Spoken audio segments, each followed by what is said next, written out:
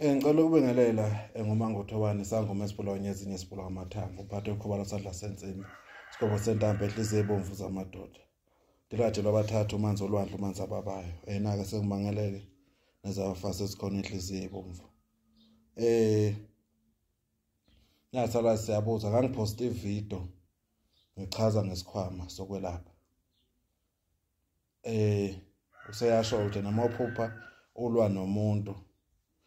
ngasi isikhwama nasi isikhwama kusho ukuthini ngizokuchaza lokho isizathu sokuthi mangithi mina uma uzokwelapha isikhwama uqala uyasigeza ngizwe ngichaza ukuthi leso sikhwama leso uzothola ukuthi wena uyasithatha kufanele sibe kuwe kanti lo wayesiphethe isikhwama bamshaya ngaso ukuze endlule emhlabeni noma ukhona umuntu owasithatha leso sikhwama wasiphendula angazi noma ngizwakalana wena ngalesikhathi lesikhwama lesi sokwelapha usithatha kufanele wenze sure ukuthi uyasigeza ngoba kuyenzeka thola ukuthi umnikazi lo owayesiphethe isikhwama washaywa ngaso isikhwama sakhe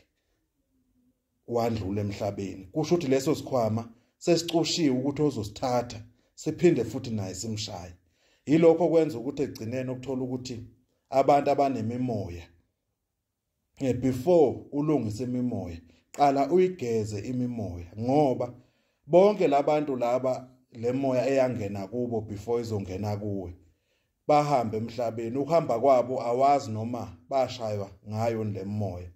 kuyenzeka thola ukuthi abanye uzothola ukuthi wena lemoya lo ozongena lo muntu lo ngalesikhathi eseshonile bahamba bayophendula ithuna lakhe noma bayomthwebula noma bayoganga ethuneni lakhe ukuze besebenzise lemoya yakhe njengoba isivuka kuwe izovuka inakho lokho yangcola lokho yikho abantu uzothola ukuthi kwesinye isikhathi umuntu uthi uyazama ukulungisa imoya yakhe ayilungi indaba kufanele ukuthi imoya before ilungise igeze yabo ngoba abanye uzothola ukuthi banayo imoya bahlale begula iyabagulisa yabona ukuthola ukuthi umuntu uyagula kubhlungu umzimba uphupha kabi yonke lento le kanti uphuphiswa kabi le moya le moya mayisondela kuyifuna ukuzomtshela ukuthi ephuphe kahle izoxhumana naye ngamaphupho sethola ukuthi esithole senjani esecindezeleka noma esithole senjani esevuka segula kanti le moya le ingcolile ukhona umuntu owayezama ukuyisebenzisa le moya wayifaka izinto ezithize kuye lo mnikazi wawo manje isiza nalezo zifo lezo noma naleyo mithi leyo uthola ukuthi egcineni ugcina wenze njani uyacindezeleka useyibona imoya yakhe ayilungi lento leni izihambe kufanana nani nokuthwasa uthola ukuthi umuntu uzohamba yothwasa yonke into before uyenze iqala igezwe ngoba ongenzeka ukuthi wena uthwasa kukhona wayengene lo moya leyo yokuthwasa kini wathi uyahamba yothwasa wafike washona lapha wabuya kudala wena uyithathe le moya uthi uzama ukuyenza lento ingenzeki kanti ibanjwe ukuthi le moya le ayizange izigezwe